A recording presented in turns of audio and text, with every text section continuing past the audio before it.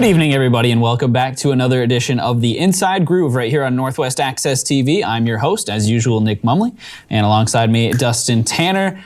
And Dustin, we had a well, were you able to stay awake for the race yesterday at Sonoma? I personally, I put it on the DVR, and I went outside and enjoyed the beautiful day because we've had like 15 straight beautiful days. Well, so we've had 15 straight beautiful days. So the day before, went down to Gardner Supply and I looked at a bunch of real cool trees because that's what you do when you're in a relationship. You look at plants. And so I had been out for like 10 hours on Saturday. So Sunday, I'm just exhausted. We went shopping and were able to come home, and then that's cute. About with 10 to go in stage one, I'm on the couch, I'm watching, I just find myself just, crawling to sleep. Yeah. And then I wake up and it's almost the end of stage two. I'm like, oh, okay. My NASCAR nap got it in tonight. So I guess that explains what type of racing we saw this weekend. But I didn't see the whole thing. I took a nap. Yeah, Sonoma, not the most exciting race in the world. If you're a fan of cautions, we only saw the cautions for the stage breaks, but strategy, there was a lot of strategy in this race. I think that this race was fun for a lot of people, as stretched out and little passing and actual racing that we saw. There was some decent strategy in this race overall, which saved it from being a complete failure. But all in all, I just don't think that the package works at Sonoma, but we'll get into that. Yeah, we'll get to that. So coming up also today, Ross Chastain has actually won, and it counts. It counts now. He won the Truck Series race at Worldwide Technology Raceway in St. Louis.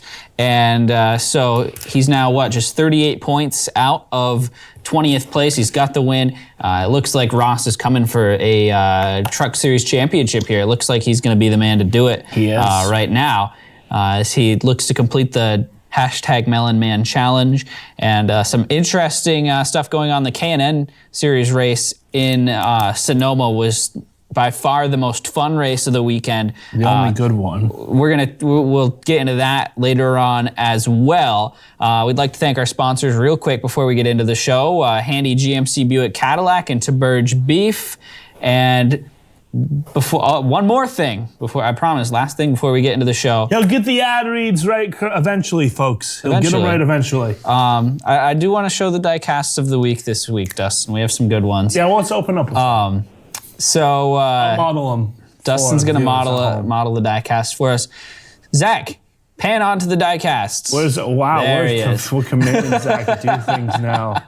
We got Ryan Blaney's throwback. I just think this was a really cool car. I got this car headed out. Somebody else has bought it. Nick has sold this car today before going on air. This is like QVC, that old QVC show. Oh yeah, you want? I could QVC this right up if I wanted to. Yep. I won't. All right, now pan out. And then we have the other one, my personal favorite that Dustin's about to break by reaching over the table to get it. Tony Stewart's Coca-Cola throwback from 2016. All the charm of QVC. Yes. None of the production value. The coolest diecast I own. But just brought those in today because why not? So let's get into it here. Cup Series at Sonoma. What a...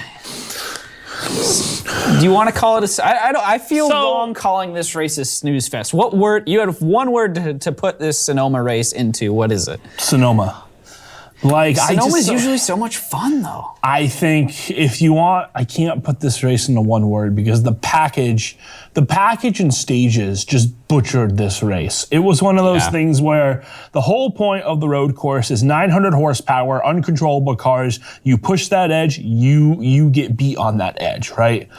And Sonoma was just, the package just kills it. The package kills this racetrack. And then stage breaks. I am a fan of stage racing. I love stage racing. I am in the minority camp that likes the playoffs. I like stage racing. I like those things. But for road courses, you either need to make it so the stages are longer, add 10 laps, add 30 laps to the race and make the stages be longer because that's another pit cycle. Right. Or have no stages at all. And I think you need to make it so you don't have stages at a road course race. Yeah, I was thinking the same thing. You got to consider that because I think the road course were some of the best races before stage racing.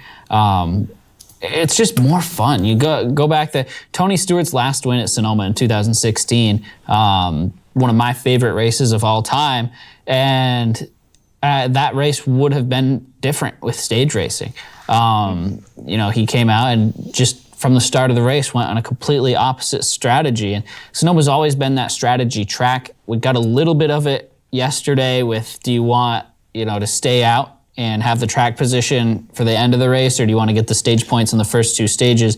That made things a little interesting, but man, that last 50 lap stage was just I think that's one of the special things about Sonoma is that you can make a pit stop from almost anywhere in the field and not get put down a lap. Right. And that makes it so a bunch of strategies could be at play. And you could do something where you could pit early or you could pit late, you could pit whenever, but stages kills any of that. So for Sonoma, the Roval, and Watkins Glen, I hate NASCAR making rule changes mid-season, but if there was a case where NASCAR could say, okay, we're going to change this up on the fly after feedback, I would say go to Watkins Glen and go to the Roval and be like, okay, no stage breaks. If you want to award stage points, you can, but don't. Just top 10 at the line at the, if you want to do 20-20 and then 50 and then the 50 lap stages, do it. Give out points at lap 20 for the top 10 drivers. Give out points at lap 40 for the top 10 drivers. I'm fine with that. I think that cautions really aren't the whole idea of a stage break to begin with is I've never really been a huge fan of it. I like the stages. But and I like giving out points at different junctures in the race. I think that's the most important part of it. But if you're just going to have it run like a debris caution, what's the point in that? I think if you're going to have a stage break where you throw the caution flag, bring out the pace car, have them run for 5 laps under caution. You bring the cars down on pit road, let them sit for 10 minutes, let drivers out of the cars, interviews, stuff like that.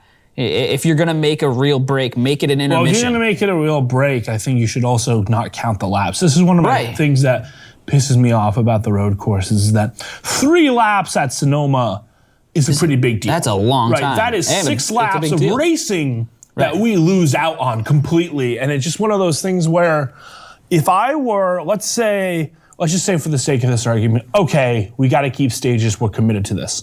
All right, so stage 1 was 30 laps? 30, 30, and 50. So a pit window is 28 to 32.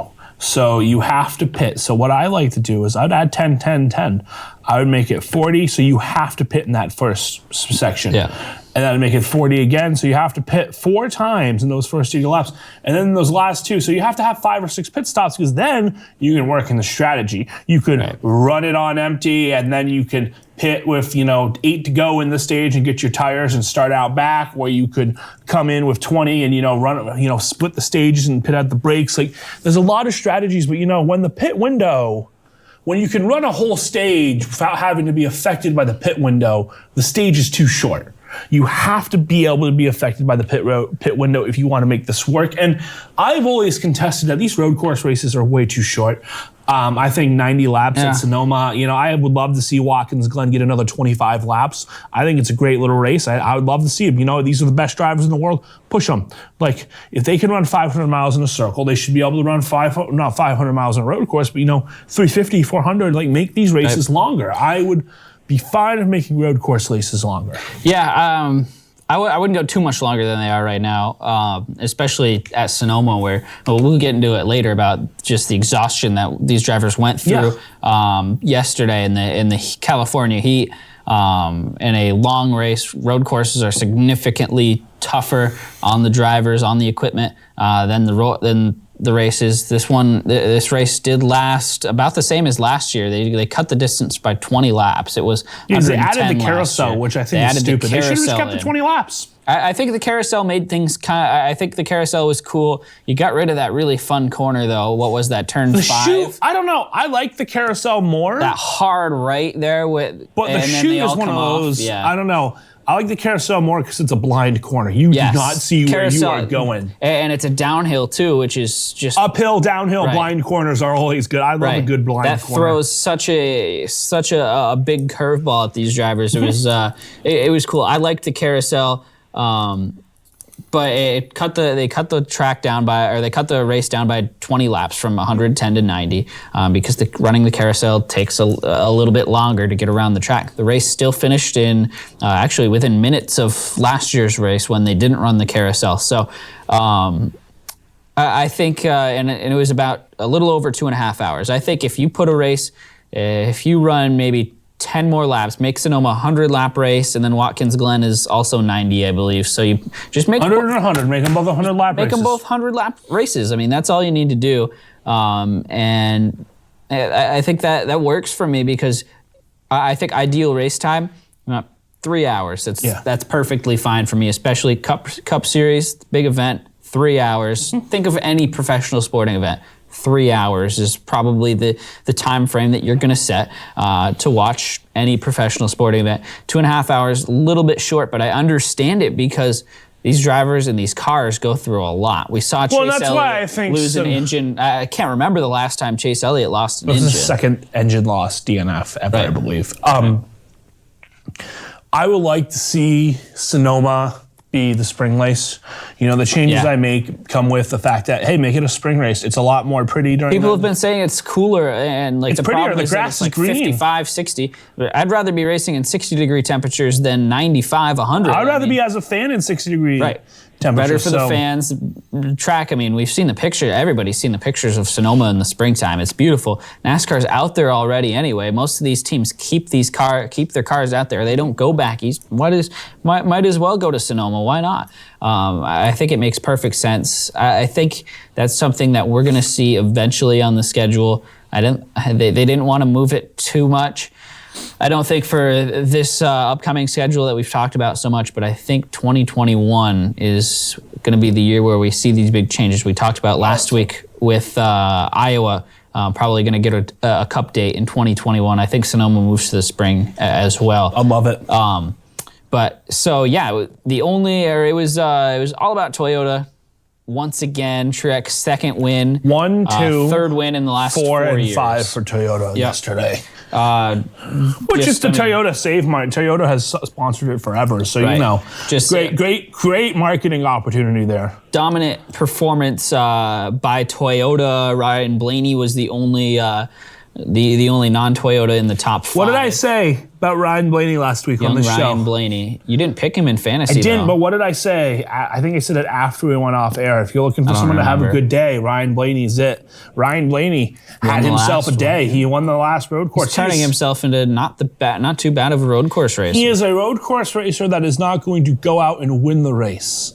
But unless the two cars in front of him crash in the last turn. But with a Penske car and the Penske speed, he's a good enough road course racer where he'll put it in the top 10. Yeah, I agree with you. Chase Elliott would have been up there as well. Instead, the best running Chevrolet was Kyle Larson.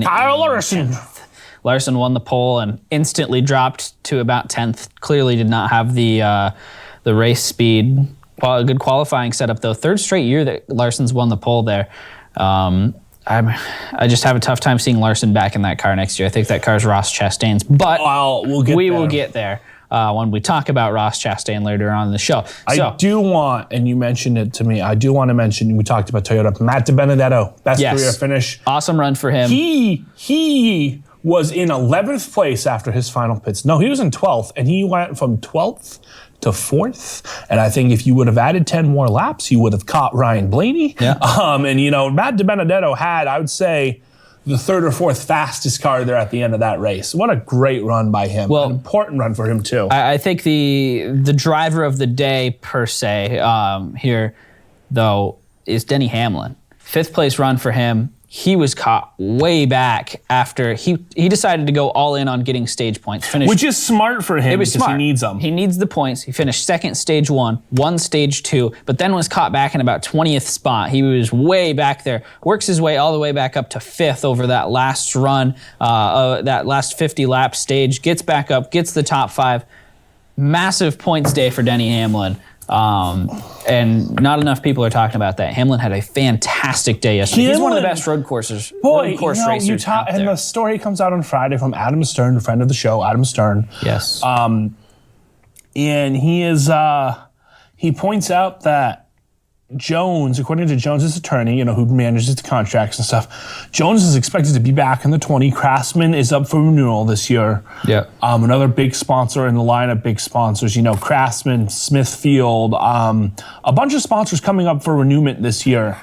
And Jones is going to hopefully be back in the 20 next year. The sources say Christopher Bell could be in the 95, and what happens to Matt DiBenedetto? He gets bumped. So what a good run for DiBenedetto. And I know Jones finished top 10, but to come out after hearing you might get bumped from your ride and put it in the top 5, tie the team's best finish ever. That's their third best finish ever.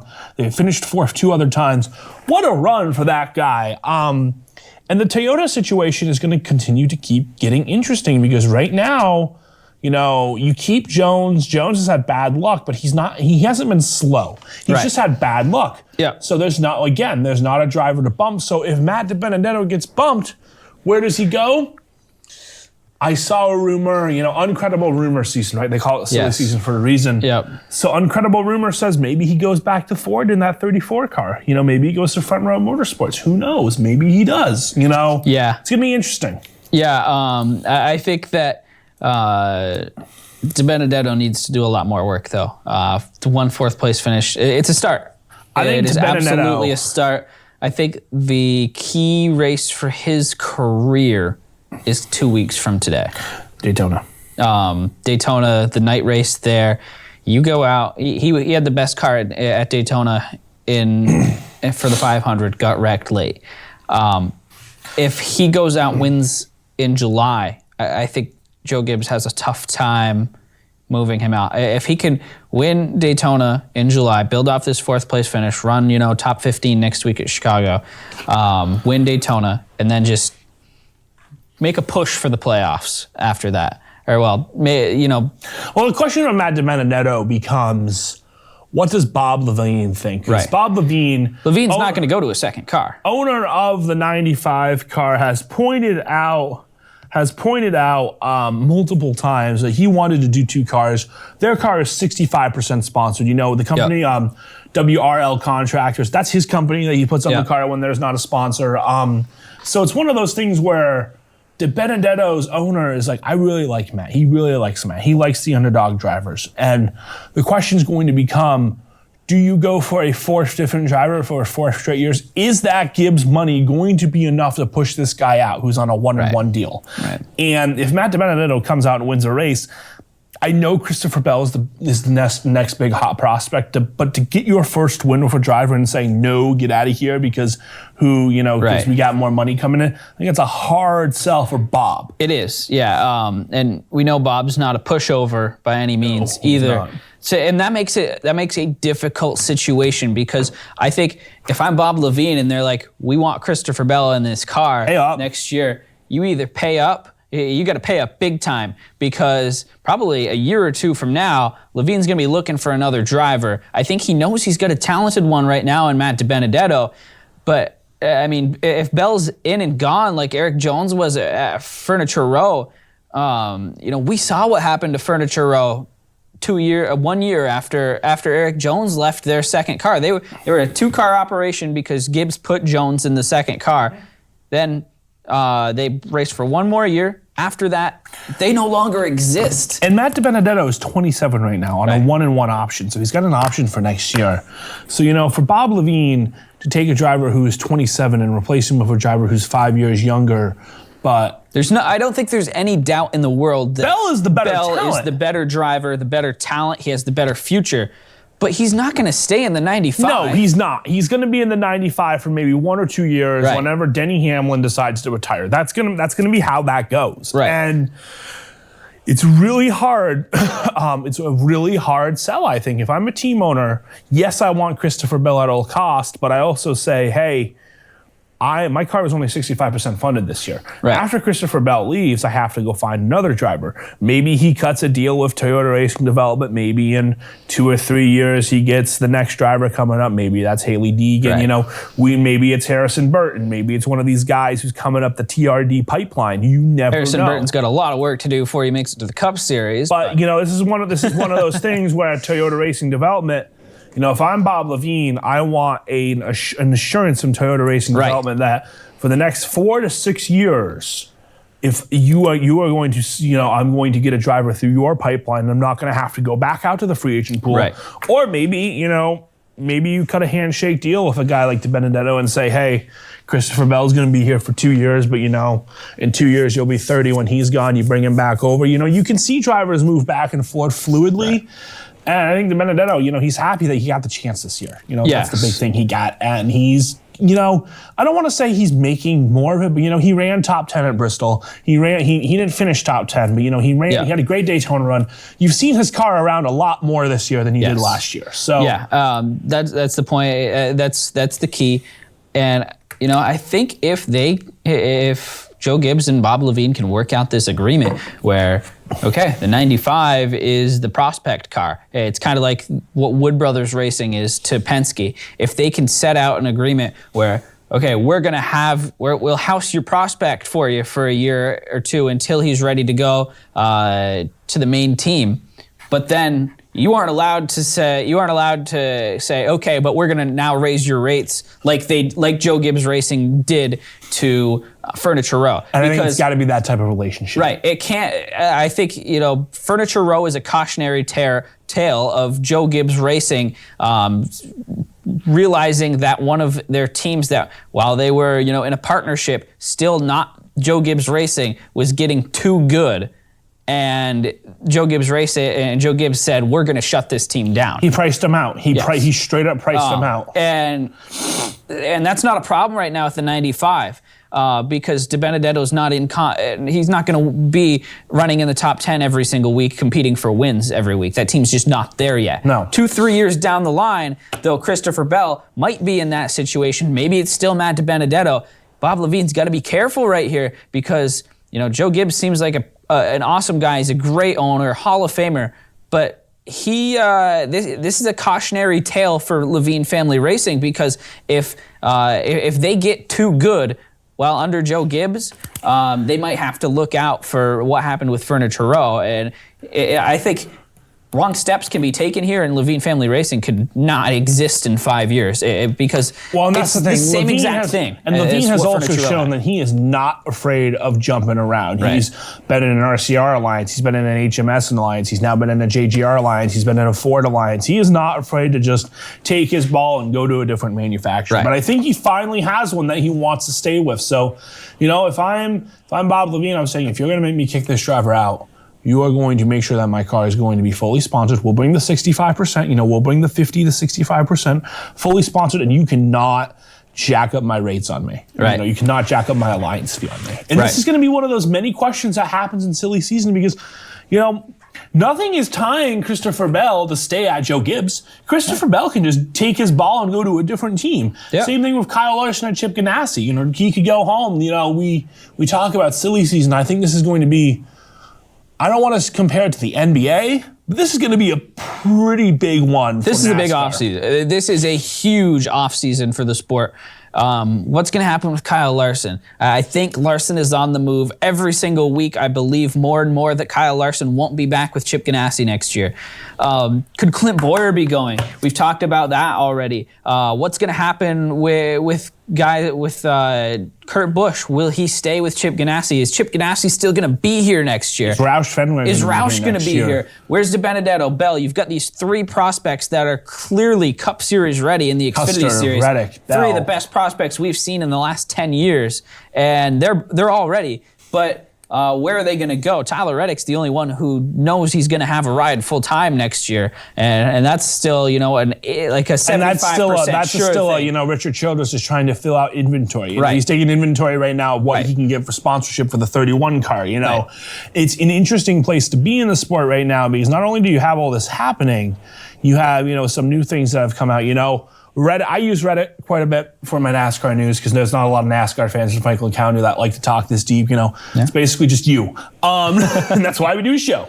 So I use Reddit for my news, and I saw a report that hey, there is a growing belief in the Stewart-Haas camp that Smithfield might be on its way out. It's a completely unsourced rumor. Right. Might be complete BS, but But it is just the craziness that this offseason is having. I can't remember one that. This is going back. I think probably the year that Clint Boyer was out when he signed with Stuart Haas, Carl Edwards, Matt Kenseth leaving. Those were other big years, but Dale Jr. obviously, I would say Dale Jr. was the biggest silly season. It was the biggest silly season move, but it was also not as, I don't remember off the top of my head, but it was one big move. Right. One big move is always what kind of caps it off.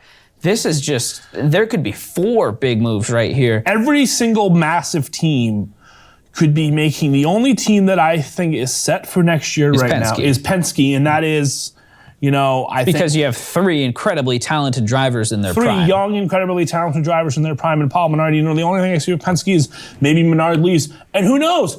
Maybe somebody brings a massive check to Roger and says, "Can you start a 4th car for me?" You never know with this thing. Maybe Ford goes to Penske and says, "Hey, we don't have the room at Stuart Haas right now for X, Y, or Z. Can you put them in? Bring back the 77, baby." I know Spire has it right now, but I'm sure they would buy it off Spire. Do you remember the other number that they ran back in the day? Penske ran the 02 with Ryan Newman. Yeah, bud. That the was 02. I remember the 02. Long time ago. The 02 ran in 02. 01, 02, 03. Bring back those numbers. Bring them back. Yes. But yeah, there's just so much that's going to go on here. But great for us as we try to pump out content. Right. So real quickly here, one of the stories that's not going to be talked about much, but I found interesting. You actually showed it to me just a little bit before we went onto the air here tonight. Back-running drivers struggling with the heat at Sonoma. Cody Ware was the biggest one. I was actually confused at first when I was looking at the results today. Cody Ware left the race yesterday after 64 laps due to fatigue. I was thinking, that's the first time I've ever seen a driver back out of a race due to fatigue. And I was just thinking, what's going on here? There's got to be a story behind it. There's no way he just said, "I'm tired, I'm parking the car, we're done." So basically what happened here was, we all know the new rule with the aero package. The right window is now in at the short track races and road course races. If you had a good eye in the past, you could tell that the cars at short track and road course races don't have the right side window. That helps with air circulation. So the cars are closer together, running at lower speeds. Maybe it's a little bit hotter as well. So it keeps this air circulating around. The right window is now in these cars for 2019. And the other big thing is that these smaller teams don't have the access to higher tech driver equipment. Like your Hendrick Motorsports, these Penske drivers, they are in suits that are self-cooling. They're wearing undershirts that keep it's not cool. Even, you mentioned that, but Denny Hamlin fell victim to this a couple of weeks ago where, the carbon monoxide poisoning, the carbon coming into you from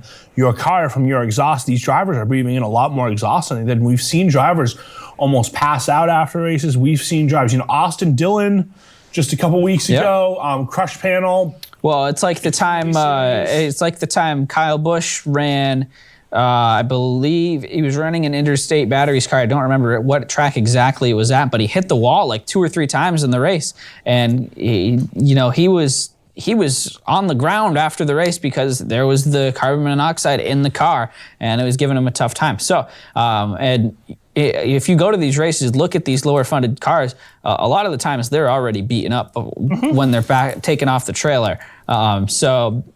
This is an interesting one. For me, I think that this is where NASCAR is going to have to step in the future to make things more even. We talk about they got to take the window back out. You got to take that's the quick fix. But these smaller teams, it's not fair. Okay, so look at, let's say, the worst team in baseball right now, Kansas City Royals. It's the Baltimore Orioles, but okay. But Baltimore Orioles, just as bad. Kansas City, Baltimore, equally as terrible this year. It doesn't matter. Both teams are unwatchable. So they still have the same. Their field is just as nice, just as upkept as the Red Sox or the Yankees. They get the same equipment to hit with. They're given the equal opportunity. Their players are bad, and they don't have as much money for the players. And that's where I think NASCAR needs to come in and give these drivers the same opportunity with the driver equipment. Everybody should be getting these suits that are able to keep you cool. I'm not sure of the exact technology, but from what I hear, it's pretty cool. Boy, Nick, I'm going to say this to you for the second time in what feels like a month. That sounds like communism. Leveling the playing field. First, this guy comes in here and talks about revenue sharing, and now he's talking about leveling the playing field as far as driver equipment. It's going to happen. Man, you sound like a communist. Yep, that's me. Flag burner? It's a callback to the last show we did. We're not going to get into it here. And for the record, I am not a flag burner. But yeah, I think NASCAR has a chance here to step in. I think it's just giving these guys a little bit of a level playing field. Now, obviously, the money you put into your equipment should matter still, but the drivers should all have the same equal chance. When these guys are saying, the Hendrick guys go out, they have the cool suits, they have, all these driver safety guide, basically, in the sense of, for these events, you have to have this type of circulation. I think NASCAR should. I agree with you on this point. But and then they talked to Cody Ware. Cody Ware said, well, they were like, well, how are you able? Well, what means did you have to stay cool during this race? And Cody Ware said, ice packs.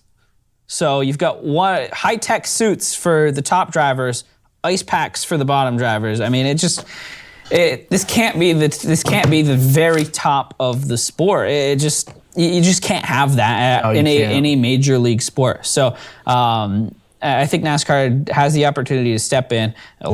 We keep talking 2021. That's when I think a lot of things are going to change. At least I hope. I firmly believe in Steve Phelps and Steve O'Donnell and their mission to make things better. I think that they're headed for the right direction, and I'm hoping that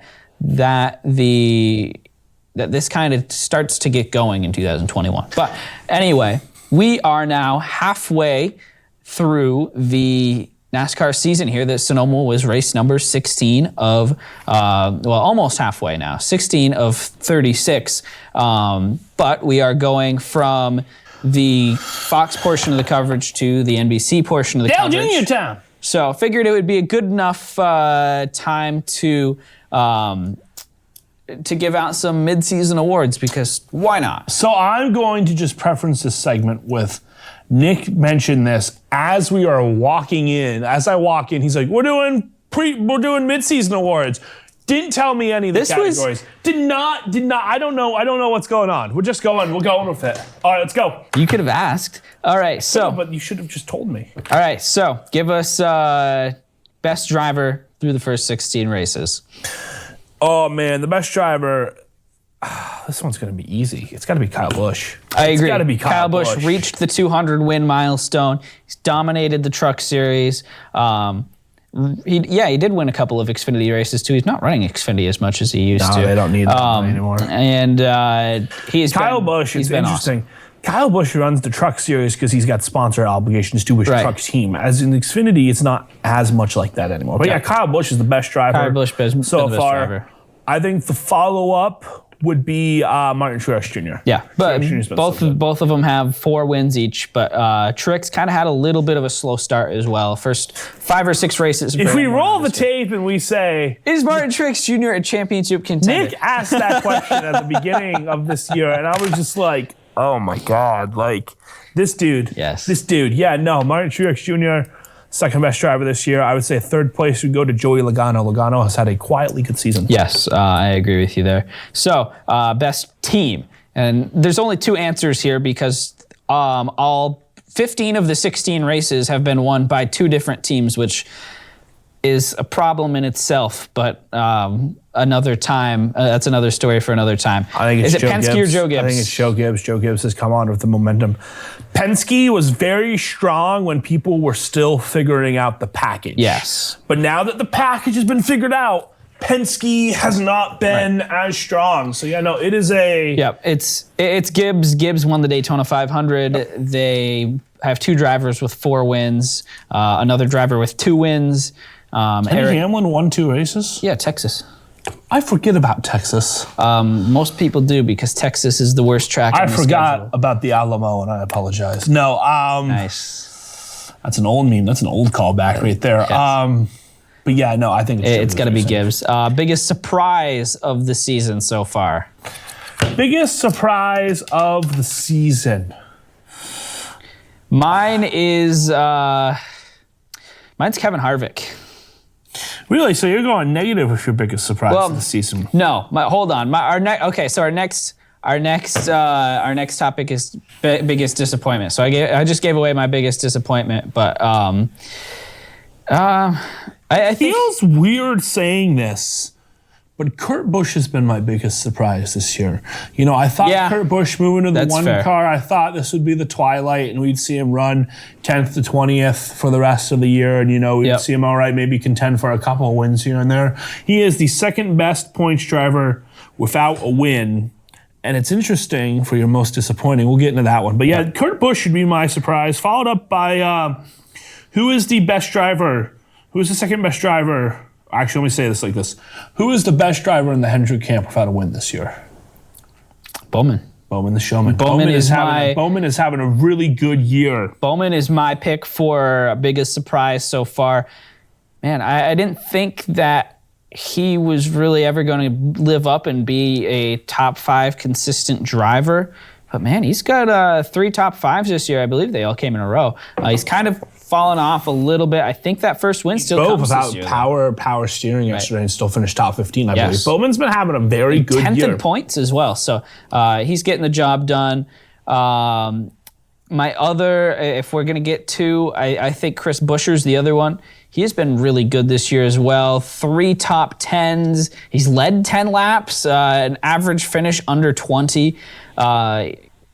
Buescher has done really well. That 37 team has really become the number 1 team at JTG Darty Racing. So biggest disappointment, mine, I already told you, Kevin Harvick hasn't won a race yet. He's still third in points. But third in points, and that's okay. But at this point last year, he had 6 wins. He was led under 300 laps this year. His average finish, and I predicted this a little bit before the season. I said I think Harvick's going to have a little bit of a drop off this year. I didn't think it. I thought for sure he'd have at least 2 wins by now, though. I think it's the start to the downfall for Kevin Harvick. He says he's going to race till 2021, and I think that's a perfect timeline for him. I would say my disappointment, it's really hard because, when I look at the bottom half of the list, I'm looking at the top. Dustin forgot his laptop this week, if you haven't noticed. I forgot my laptop this week. Whatever, I don't care. If you look at the bottom half of the standings, we have a chart of the full standings. We'll show it in a bit. Not right now, but we'll show it in a bit. But if you look at the bottom half of the standings, not really anyone down there that's really disappointed me. So I guess I would say my biggest disappointment has been Quinn Hoff. My biggest disappointment has been Kyle Larson. Kyle Larson, Larson's even though right he's there still as well. in the playoffs, he is being outran by Kurt Busch by a lot. Daniel Suarez is outrunning him, William Byron, Eric Almo. There's a lot of drivers on this list that I don't think have the raw talent of Kyle Larson that are outrunning Kyle Larson. So he would be my disappointment. Of the other biggest disappointment is so I got 2 more biggest disappointments. The first one is Eric Almirola. Just hasn't put up the numbers this year. I thought this was going to be a big year for him. this is the thing. He was going to take the jump this year. He's still 11th in points, but I thought he was going to be your top 5 in points. Or is Stuart Haas the disappointment? Stuart Haas is right up there as well. This is the question you have to ask, is none of their drivers have a win, but all of their drivers are in the playoffs. So are they a disappointment? That's the question. It's tough, but consistently fast with no wins? Right. Would you rather have a team that is consistently top 10, or would you have a team who could put all 4 cars into the playoffs and not win, or a team that could put 1 car into the playoffs but win a couple races with that car? Right. What would you rather see if you were a team owner? Because I'm fine with what Stuart Haas has. They haven't won anything yet, but you know what? They're pointing their way in. You got to win to win the championship. You can win. You can win in the playoffs. Yeah. You don't have to win in the regular season. You can win in the playoffs. Yeah. I don't know. I'm just a little concerned that 16 races in, they don't have a win. But I get you. I get what you're saying. I think they would. I think at the same time. one would think they would have snuck one out at Bristol or Martinsville. Yeah. One would think that they would have snuck one out already, which is, I think, is a little concerning. That there is cause for concern, but I'm not going to fire the alarm. So my last biggest disappointment, because there's been a few of them this year, but the biggest one, I think, Austin Dillon. 22nd in points. I mean, behind Chris Buescher, behind Paul Menard, Ricky Stenhouse. I mean, he is way out of the RCR has proven that. I mean, I thought this was going to be a year for Austin Dillon where he kind of. But RCR doesn't have top Chevy speed. Austin Dillon should be within striking distance of a playoff spot. Right, and right now he's not. 22nd, and a 22nd place is just, you can't have that when there's really only like 30 cars there's 31 cars that are actually running the full season.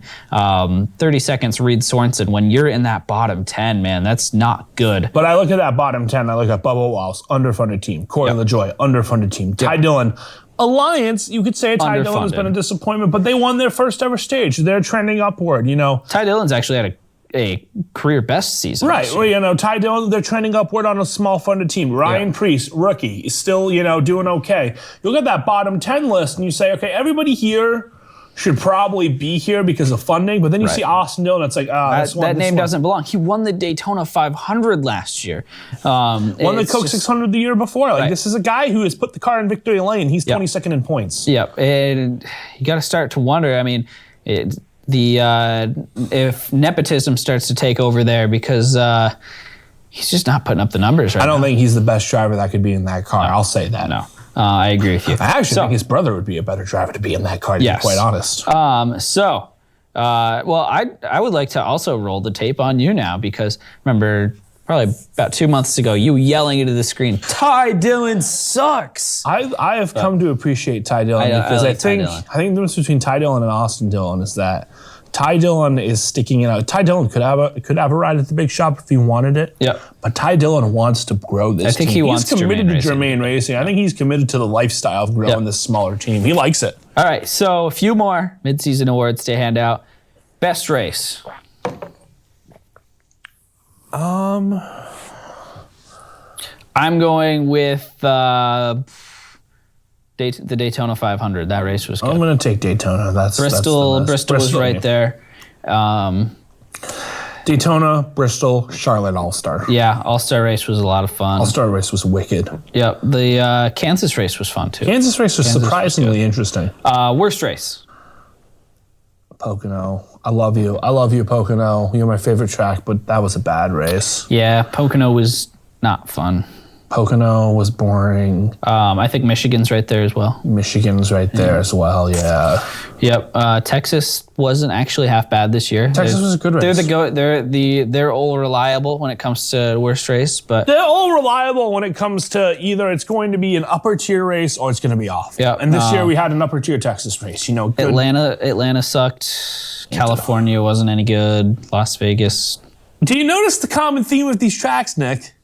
No, Dustin, what is it? The common theme is that they're 1.5 milers, with the exception of Fontana, which is a super speedway. Barely. It's time to get another question about the aero package. Let's ask Kyle Busch real quick here. Grade it F to A. Give it a grade, a halfway midpoint grade. I forgot what they call that. Progress report. Aero package progress report. What are you giving it? I'm going to give it a C. I'm going to give it a C in the sense of I do not notice, last year I would have given the package that we had a B.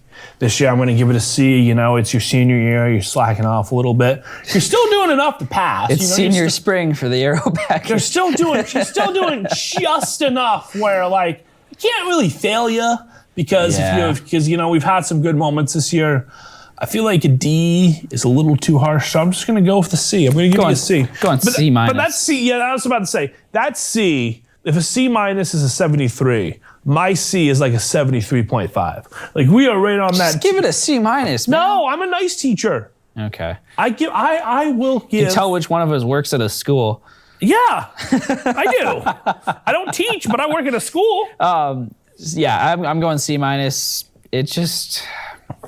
The cautions haven't been there. Car's way too easy to drive. Car's way too easy to drive. Make this car harder Cars to aren't drive. fast. I mean, I went back and I was just, for whatever reason, I put a race on like 2016 Kentucky, and I was like, man, this is awesome. 2016 Kentucky. I was saying that was awesome because the cars were going a lot faster than they are now, and man, I don't know. It's just this has been not great. It hasn't been great. It's had a few good moments, but other than that, just not a whole lot going on. So Championship 4. We're down to our last 2 midseason awards. This is kind of like predictions for where we think the Championship 4 is going to be here from here on out. So give me your Championship 4. Hey, Zach, can I get the points graphic? So we have this little beautiful points graphic made by Diecast Chart. If he's a Reddit user, he puts this out every single week, and it breaks it down to you, the viewer at home. You can see everything there, so it color codes it. So if you want me to pick my final 4 right now, I'm going to go straight chalk. I'm going to go 22, Chalk. 18, 2, 19. I am going to pick the favorites. Except for Harv? I don't think Harv is a favorite this year. Okay. Because, like you said, it comes back to winning, and I think Stuart Haas can figure it out. But if I have to pick between the 2, my first 3 in would be the 18, the 19, and the 22, right? Those are my first 3 in. So that last spot in, it's the 4, the 2, or the 1. Those are I like Chase Elliott. Yeah. I don't think HMS has the speed. I think he would be, if we're doing this NCAA tournament style, first 4 in, first 4 out, right? So my first 4 out would be, we'd call it from 8th to 12th. So getting 8th to 12th in points, I would believe, would be the 12, the 88, the 10, and the 11. My last 4, 9, 1, I think the 14 or the 41, one of those guys will find the speed this year. So and then you have the 4, whoever I leave out there. So Yep. I just did Scott Steiner math, and that was awful Yes, by me. you don't even know that reference. That was a jumble. That's all I know. That was a jumble of talking. So what I'm going to basically, I'm gonna Just give me your 4, man. I'm gonna wrap it up. It's gonna be 22, 18, 2, 19. That's what I'm gonna look at. I am going with Logano, Busch. So 22, 18, 19, and 11. I think Denny Hamlin is the dark horse to win the championship this year. I think this is going to be a year where he can win because I think he understands the pressure. I think he understands that he's getting up there in age. Not too many more shots at it. He's been close so many times. I think it's either going to be Hamlin or Kyle Busch. Kyle Busch is due for another title. So as I want to well. ask you now, looking at this graphic, of the 4 cars, let's throw Austin Dillon on there because he's 22nd in points too. Of the 5 cars that are out right now, who gets in, if any? Of the 5 that gets in, Jones. Eric Jones will get in over Ryan Newman. I think Jimmy Eric Johnson has a Jones? shot to get in over Kyle Larson as well. I would say Ricky Stenhouse would be my favorite of those 4. I think he's got a chance to win Daytona. That's true. I think he could quietly win Daytona. Yep. As you can see, Roush has had the speed in some cases. Yep. They have their other car in the playoffs right now. But, Yeah, props to Newman. He's been good this year. been good this year. All right, we'll put that away for the time being. We'll come back to Unless that in you about want to 5 do minutes. Xfinity and Truck Series predictions as well. But yeah, we'll get back to that here in a second. Xfinity doesn't matter. It's boring. So we've got our mid-season picks in here. So let's get into some minor league stuff. K&N, they raced at Sonoma. This race was a lot of fun. Reminded me of the old Busch Series races that used to take place like 15 years ago. It was the young guys and then the young Cup drivers just dueling it out in cars that didn't look like the Cup cars, or didn't look like the Cup Stars Cup cars, I guess, not to rhyme. But it was like Tony Stewart's driving the 33 Old Spice car this week. This was just fun for me. Zach, let's roll the video here. Ryan Preece led the race. Last pretty much race, the entire way. this is critical for your front row, and we see the Which he did not. I think he did. way better No. than the previous go. No. Last race, No. this is Stop it right there. No, you are wrong. No. When are you allowed to go? When the green flag drops, I think that he just jumped early, though. You got to. So you roll that one more time for me, Zach. West race. This is critical for your front Jumps row. at the restart. Reached for the flag. I think he was just a split second earlier, but they were Way calling better that than like the previous crazy goal. all day West long. But if race. he reaches This the is flag critical like for that, your front row. so the flag is in the air as he gets to the restart zone. He is, if Way your better front than the nose previous is in the goal. restart zone West and the race. flag is in the This air, is you critical for can't your go. front So row. the flag is already in the air. I think that's a clean restart. That is complete Way better than the previous BS. goal. You think so? West That's race. complete BS. Critical I for think your front row. that he just And we got see a the green. little bit. I think he went just a little bit early. Way They better were than the calling that, previous they were goal. making that West call. race. This is critical for your front row. I love And we Ryan see the Grace. green. He was my fantasy pick. That didn't turn out well. I thought Way better than so the previous confident goal. after West this race. This is critical for your front row. And we see the green. Dark horse fantasy All right, pick. we're Way good. better than the previous goal. Didn't go West well. race. Yeah, we don't This need is to see that critical. anymore. I mean, we could keep watching it forever. Sad. It's just, it's like when they do the Kennedys, like back and to the left. Yeah. The magic book, give them back and to the left. I'm okay. I'm okay with the call. So I hate it. trucks. You're wrong.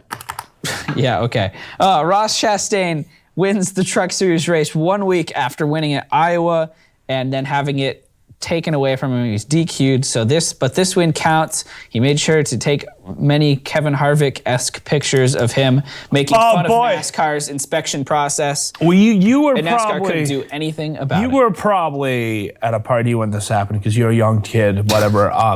But Ross Chastain I actually watched this race. Thank you very much. You were? Because we Yes. weren't talking about it until I was like pointing things out to you. So you probably got home and watched it. I'm calling you out on whether or not you watched this race from flag to flag because I know you didn't. I did not watch it flag to flag. Exactly. I watched I did. Okay. Sure. Get Take spicy. over the show then, Dustin. Go for You it. know, I'm the co-host. I'm going to take the wheel here. Jesus, take the wheel, right? right. So Ross Chastain, he wins the race. The question on everybody's mind is, will this truck pass inspection? Yep. He gets out, smashes his watermelon, and then brings the camera to the front and says, the lowrider, and he's pointing at the height. And he's just, because it's the same truck that they used last week. Yeah. And then his crew chief, 20 minutes later, is at the ride height sticks. It is in the green. Let's say just barely in the green, but in the green. And they post a photo of it. And it's like, boy, if you pissed off a team. Like, Ross Chastain made a brilliant call as a driver to take no tires to, and that won him the race. Because Ross Chastain knew the drivers are behind him were going to be super hungry. And if there's one constant you can count on in the Truck Series is that those young kids will screw it up. Yep. And you know what Ross did? He took the tires. I think Christian Eckes was going to win that race if that caution didn't come out. I agree. And Eckes gets dumped. What a beautiful thing. Let's go to that points graphic again. Yeah. So about 7 minutes to go here. Let's look at the points one more time. With the Truck Series here, Ross is 38 points out of the top 20. That's all he needs to do now is get back in to the top 20. You can see him there on the bottom where it says 26, the 45, although he's been switching numbers, which is kind of an interesting thing to begin with. But well, you heard his comment about that, right? Yeah. Because Nissan Motorsports is not expecting Ross to run the whole season. Yeah. So, originally he was just in the 44 for a couple races. So they sell the 45 truck. The 45 is their full-time truck. Yeah. So they sell it out, and then, Ross commits halfway through the season to run for other points. And now, some days he's in the 38, some days he's in the 44, some days he's in the 45. It depends on what race it is. Ross is just having fun. He knows he's better than every other driver in the Truck Series by quite a long shot. And Ross it's like NASCAR Heat 3, and he has turned the difficulty to easy. And yeah, he's still in an underfunded truck. And that's what's amazing about the Truck Series is that crazy. Driver talent is still super important in the Truck Series. Yeah, and Truck Series is weird this year. I mean, well, you've got Grant Enfinger leading the points, and then Stuart Friesen in second. Matt Crafton is somehow still in third, although he hasn't been at all close to winning at all. Ben Rhodes in fourth. Ben Rhodes is in fourth, and his 20th different number that he's ran in his 5 years of being in the Truck Series. You got Brett Moffitt there in fifth. Brett Moffitt, who is not better than Johnny Sauter. I want to fight? Let's go. And then, I almost said Noah Gragson's in sixth. That's weird. Gragson. Friend of the show. Burton in sixth.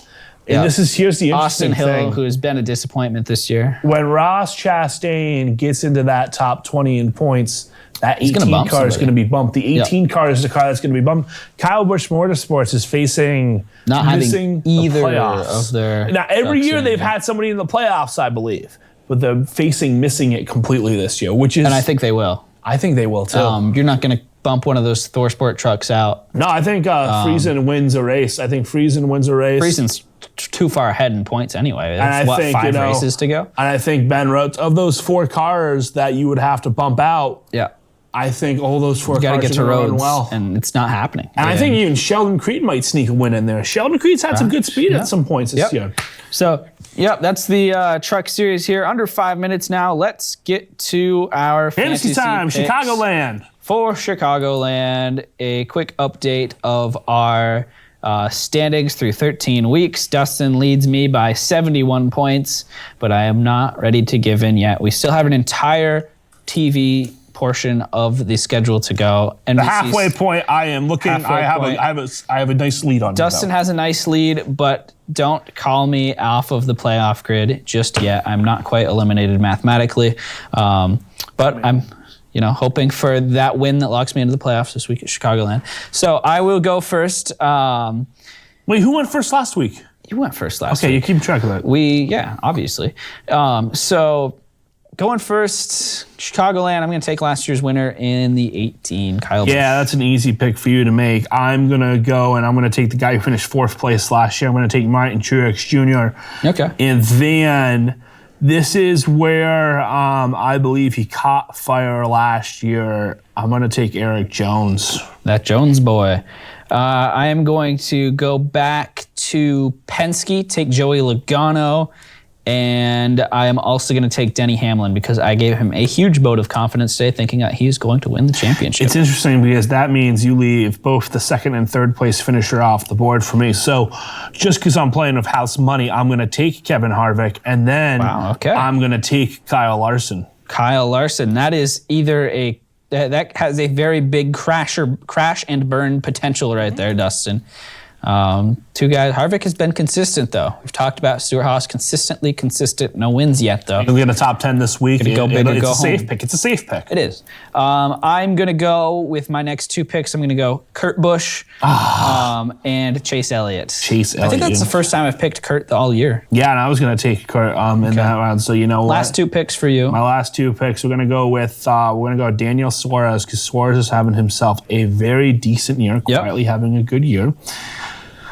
And then I think Ryan Blaney's going to have a good weekend. Young Ryan Blaney. I feel good about it. You left me. I want to take Alex Bowman here. I want to get in one dark horse every week. I feel like. But you left me Brad Keselowski. So but I also left you. Keselowski's going. I also had left you Clinton Boyer, which is interesting. My dark horse for this week would be the 88 car, I believe. Yep. I agree with you.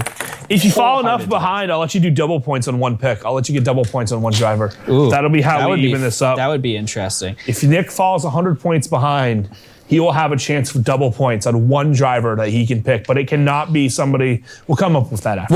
We'll figure it out. So that's all for us tonight. Thanks to Zach back in the studio for pushing all the right buttons, getting all the videos and the points graphics up there for us. Zach, you're awesome as always. Dustin, nice having you. Well, beautiful. You're on every week, so yeah. No, you don't have to say nice. Thanks for joining us. I show up. I get paid. Yes.